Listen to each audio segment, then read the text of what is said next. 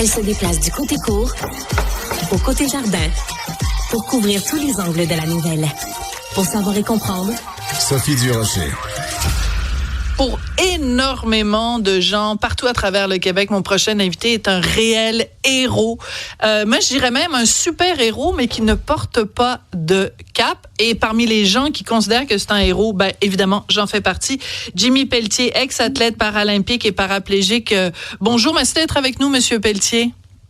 Oui, bonjour. Ça me fait extrêmement plaisir d'être là aujourd'hui avec vous. Ben, écoutez, au moment où vous apparaissez sur mon écran, apparaît juste à côté de votre nom un certain nombre de chiffres. Alors, je vais les lire pour les gens qui nous écoutent à la radio.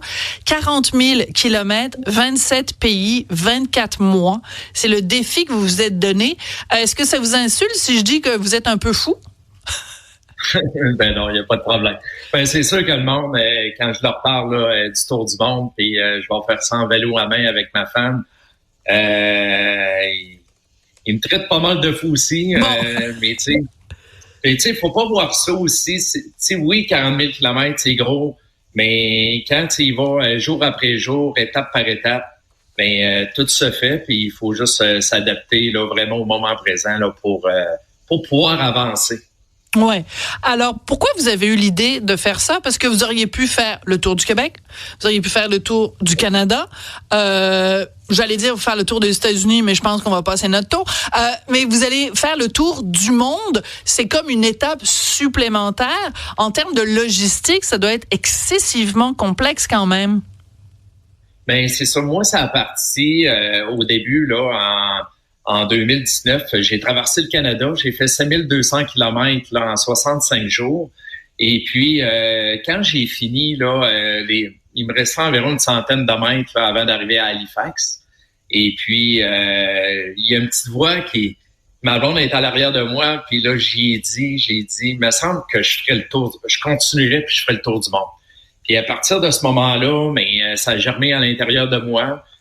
J'en ai parlé avec le directeur là, général d'Adaptavie, Mario Légaré, puis avec ma femme. Puis après, on a mis ça en marche. Puis j'ai dit, gars, ça serait le fun de faire le tour du monde. Je suis rendu là.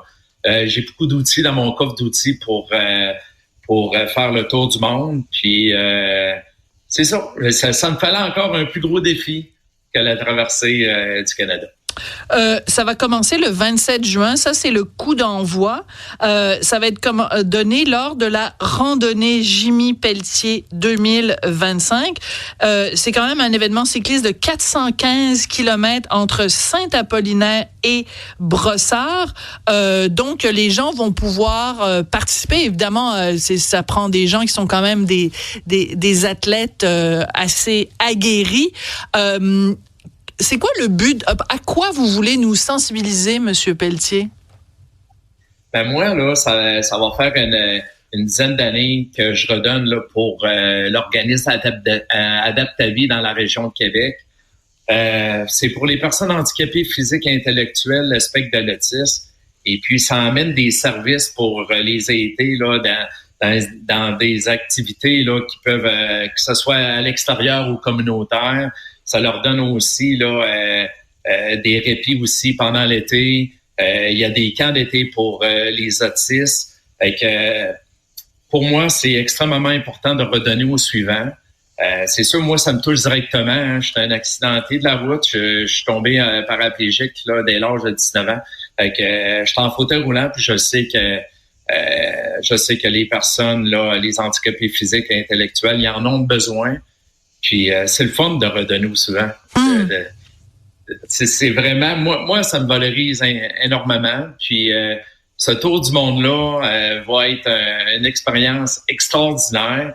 Ça va être 400 kilomètres par semaine. On va se garder 3 jours de congé. Je trouve que c'est important aussi de prendre le temps de visiter.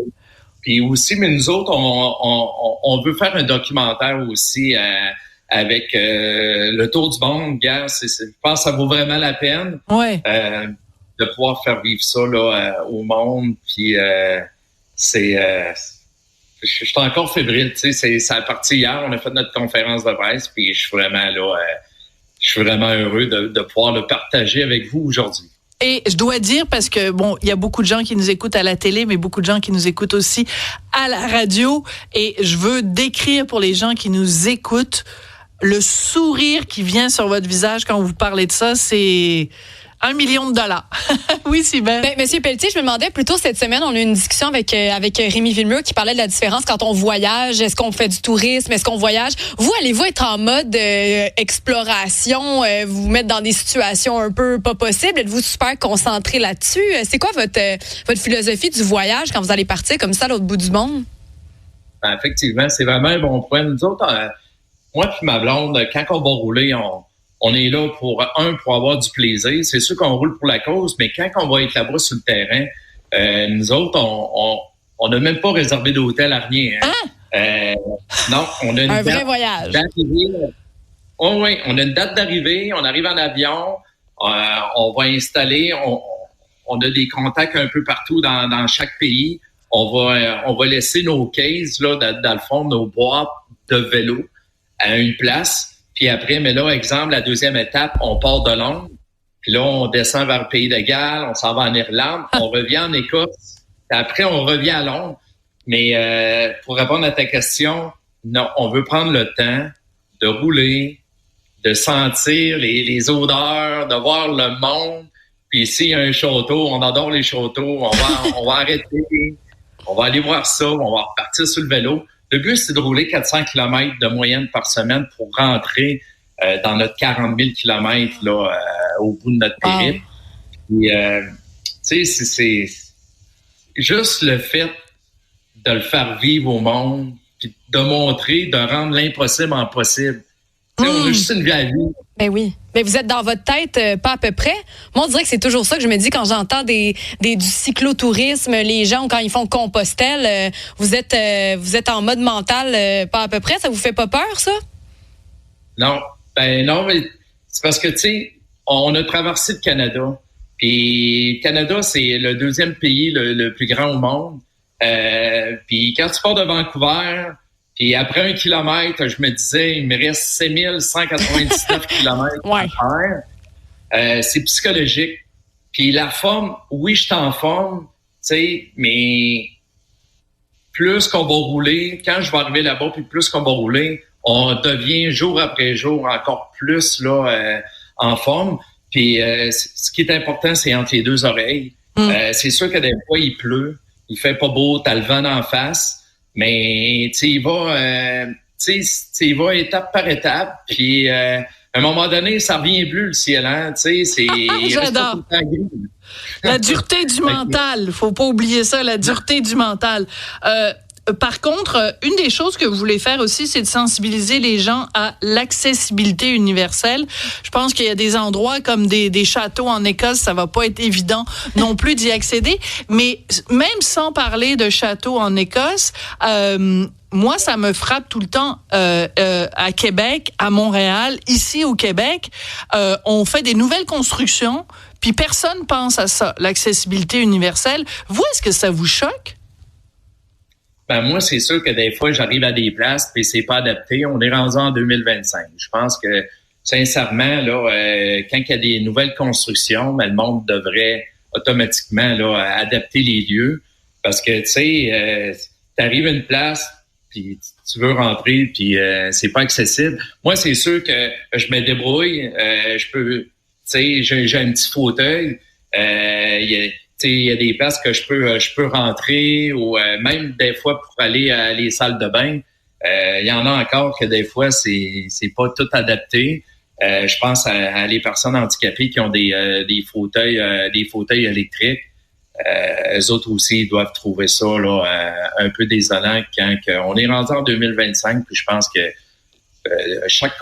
toute construction présentement devrait être adaptée là pour les personnes handicapées physiques. Ben, moi, je trouve que c'est vraiment le minimum parce que quand il y a des bâtiments qui existent depuis longtemps, on se dit, bon, ben, les normes à l'époque n'étaient pas les mêmes. Mais quand il y a des nouvelles constructions, tu te dis, voyons donc, c'est impossible qu'on pense pas à ça. Puis écoute, je veux dire, c'est un accident de la route que vous avez eu. Tu sais, il y en a, là, chaque jour, il y a des gens qui ont des accidents et donc, c'est pas que ça va pas aller en diminuant non plus.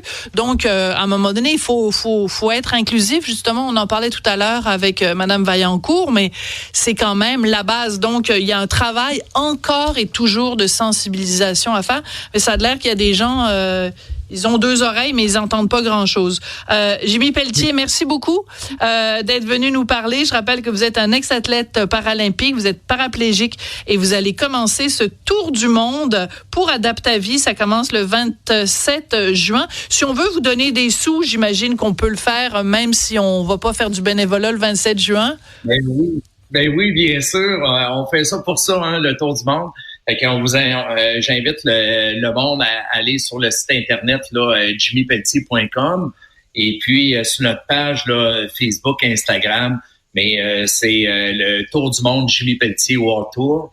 Fait que on vous invite, c'est 10 $ du kilomètre, puis on a 2 ans, hein. Fait que 2 ans à ramasser les sous, puis l'objectif c'est d'en ramasser le plus possible. Puis de redonner au suivant, puis moi, puis ma femme, on va transporter. Dans le fond, ce que je veux vraiment propulser, c'est l'adaptation, de s'adapter dans la vie. On a juste une vie à vivre. C'est soit que tu survives ou soit que tu t'adaptes. Moi, je choisis de m'adapter. Merci beaucoup, Jimmy, puis salutations à Manon, votre conjointe, qui va vous accompagner aussi dans ce périple. Merci. Merci beaucoup. Bye-bye.